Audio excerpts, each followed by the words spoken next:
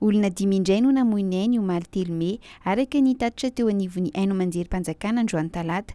Avy eto Antananarivo avokoa izy dimy ireo. Tafiakatra 2.26 araka izany ny isan'ireo olona lahy vokatry ny Covid-19 eto Madagasikara. Olona 7.30 no voamarina amin'ny fomba ofisialy fa voan'ny coronavirus ka ny 5.90 dia avy eto Analamanga, ny 4 avy andiana, ny 4.10 avy any Matsiatrambony, ny 2.20 avy any Vakinakaratra, iray avy any Atsimondrefana sy Menabe, 2.20 avy any Moronmany, 7 avy any Tasy, iray avy any Orombe ary 2 avy any Anosy. Mahatratra 3.37 sy 3 ny isan'ny olona mbola manaraka fitsaboana ary ny 8 sy 300 amin'izy ireo dia ahitana fahasarotana.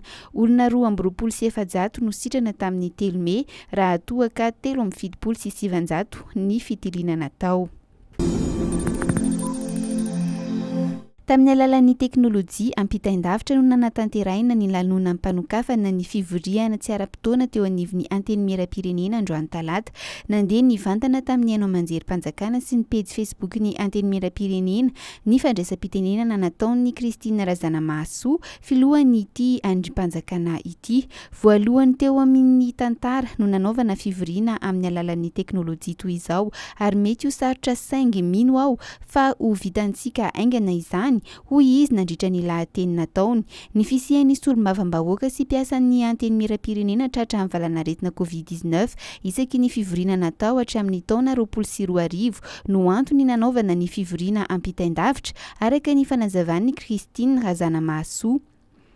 Nambarany ihany koa fa tsy maintsy atao fivoriana ampitain-davitra avokoa aloha ny fivoriana izay atao eo anivon'ny Antenimieram-pirenena no ny fisian'ny valanaretina mba tsy ho solombavambahoaka no hitondra na hanaparitaka ny valanaretina any amin'ny faritra misy azy sy ny distrika andalovany.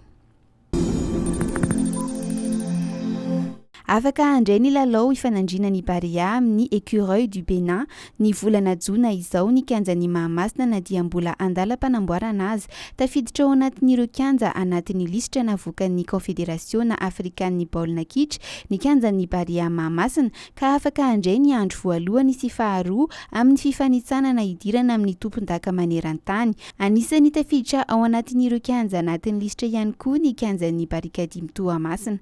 Raha araka ny hevitry ny fitondram-panjakana dia efa tao Mahamasina no natao ny lalao niaonan'ny Madagasikara tamin'ny Niger nandritra ny fifanintsanana ho amin'ny fiadiana ho tompondakan'ny Afrika ny volana Martsa lasa teo.